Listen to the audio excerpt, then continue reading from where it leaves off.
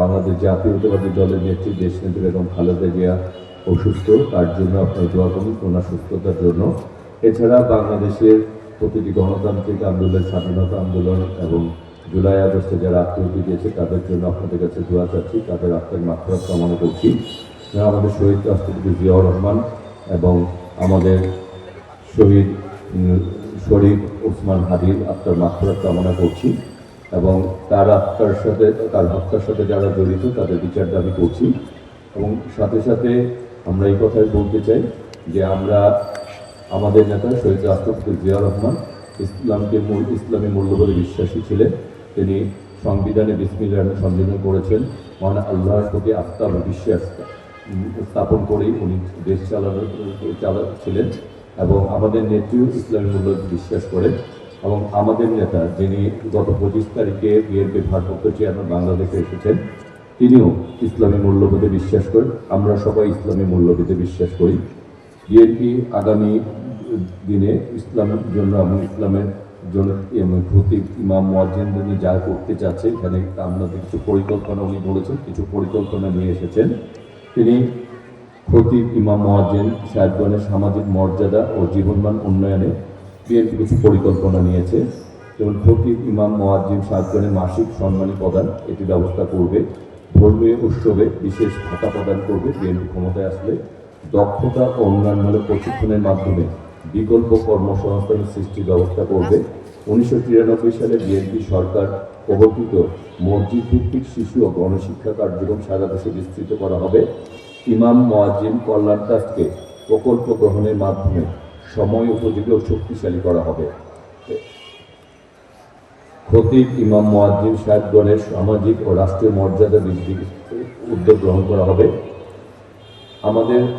আমরা যদি আমাদের যে পরিকল্পনা রয়েছে, বিভিন্ন সেক্টরে পরিকল্পনা রয়েছে, যেহেতু এটি একটি ওয়াজ মাহফিল, সেই কারণে আমি বললাম যে আমরা আমাদের এই যারা বাংলাদেশি ইসলামকে প্রচার করে ইসলামকে প্রতিষ্ঠিত করার জন্য কাজ করেন, যারা আমাদেরকে আলোর পথ দেখান, তাদের নিয়েও বিএনপি আগামী দিনে পরিকল্পনা রয়েছে এবং কীভাবে তাদেরকে সামাজিকভাবে এবং তাদের ব্যক্তিগতভাবে তাদেরকে যাতে অর্থনৈতিকভাবে এস্টাবলিশ করা যায় এবং তার মাধ্যমে যাতে বাংলাদেশে ইসলামের ভিত্তিকে আরও মজবুত করা যায়।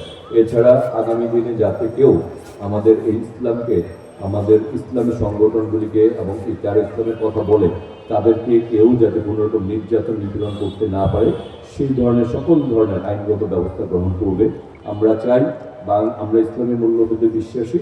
আমরা মনে করি যে এদেশে আলেম ওলামাদের সামাজিক মর্যাদা পাওয়ার তাদের অধিকার রয়েছে এবং 90% মুসলমানের এই দেশে যারা বিগত দিনে ইসলামকে এবং ইসলামিক দলগুলিকে এবং যারা আমাদের আলেম ওলামাদেরকে হত্যা করেছে এবং নির্যাতন নিপীড়ন করেছে, আমরা তার ধিক্কার জানাই এবং আগামী দিনে আমাদের এই আলেম ওলামাদেরকে এবং ইসলামী মূল্যবোধকে আমরা সঠিকভাবে সম্মানজনক জায়গায় আমরা মর্যাদা দিতে চাই।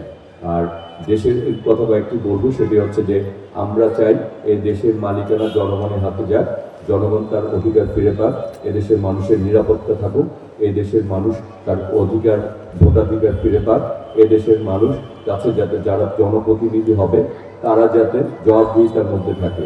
আজকে দেখা যায় যারা জনপ্রতিনিধি হয় তারাই নিজেরা কেমন এলাকার মালিক বনে যায়, বাট আমরা চাই এলাকার যারা ভোটার তারাই এলাকার মালিক বনবে, আর যার জনপ্রতিনিধি হবে তার জবাবদিহিতা জনগণের কাছে। এবং আমি এই এলাকার সন্তান, এই এলাকার অলিতে গলিতে বেড়ে উঠেছি, অনেকের সাথে আমার সামাজিক, ব্যক্তিগত, রাজনৈতিক বিভিন্ন সম্পর্ক রয়েছে। তা আমরা আপনাদের পাশে থেকে আগামী দিনে একটি নিরাপদ, একটি উন্নয়নমূলক, একটি সঠিক এই এলাকার জনগণের যে কাজগুলি করলে জনগণের ভালো হবে, যা করলে মানুষ নিরাপদ বোধ করবে এবং তার অধিকার বাস্তবায়ন হবে। আমাদের যে সকল সমস্যা রয়েছে, আমাদের অনেক ধরনের সমস্যা রয়েছে, আমাদের এলাকাকে আসলে মাদক মুক্ত করা উচিত। আমাদের এই এলাকার মানুষের আমাদের রাস্তা সংস্কার প্রয়োজন, রাস্তাঘাটের আমাদের এই এলাকার জলবদ্ধতার সমস্যা রয়েছে, এই এলাকার আমাদের আসলে অনেক নিরাপত্তার অভাব রয়েছে। আমরা সবাই মিলে আগামী দিনে যা কিছু ভালো তার সাথে থাকবো, যা কিছু খারাপ তাকে আমরা পরিত্যাগ করব এবং সবাই মিলে যা কিছু খারাপ তার প্রতিহত করব এবং একটি উন্নত সমাজ, উন্নত রাষ্ট্রের দিকে আমরা ধাবিত হব। সেই প্রত্যাশা রেখেই এবং আমি আপনাদের কিছু সময় আপনাদেরকে নিয়েছি, এই কারণে দুঃখ প্রকাশ করে আসুন আগামী দিনে আমরা সবাই মিলে একটি সুন্দর দেশ, একটি সুন্দর সমাজ, একটি সুন্দর ঢাকা নয় গড়ে তুলি। সেই দোয়া এবং ভালোবাসা আপনার প্রত্যাশা করি। আপনাদের থেকে আজকের মতো বিদায় নিচ্ছি। ভালো থাকবেন, সুস্থ থাকবেন সবাই। আমরা যাতে ঈমান এবং আমলের সাথে আমরা যাতে মৃত্যুবরণ করতে পারি সেই কথা বলেই আমি আমার বক্তব্য শেষ করছি। সবাইকে ধন্যবাদ। আসসালামু আলাইকুম ওয়া রাহমাতুল্লাহি ওয়া বারাকাতুহু।